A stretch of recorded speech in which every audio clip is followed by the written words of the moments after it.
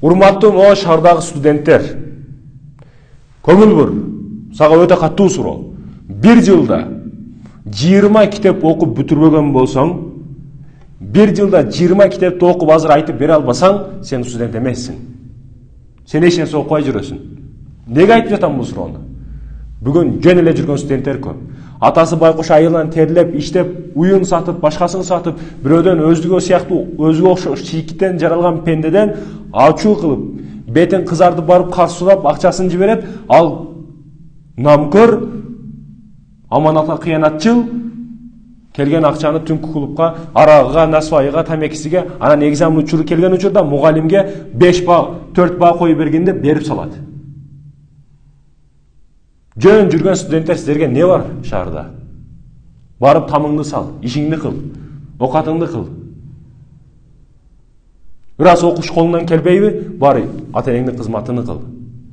Ошолордун ыраазычылыгын ал. Бүгүн шаарга түшсөң эле бардыгы жаштар, кофени чыдагын бардыгы жаштар не бар силерге?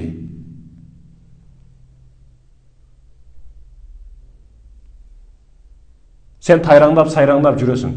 Ар жерде бийлеп, көргөн түн клубтан ага секиреп, буга секиреп, көргөн кыздын номерин алып, айылдагы апаң, атаң сени багамын деп,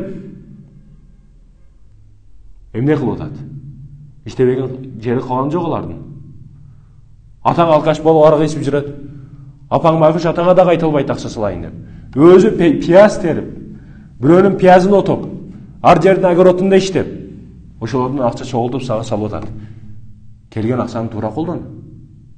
Келгениңе телефон ала бересиңби? Келгениңе салууга бара бересиңби? 5 жыл окуйсуң. 5 жылда сага эс алуу акылың жок сенин. Окушуң керек сен.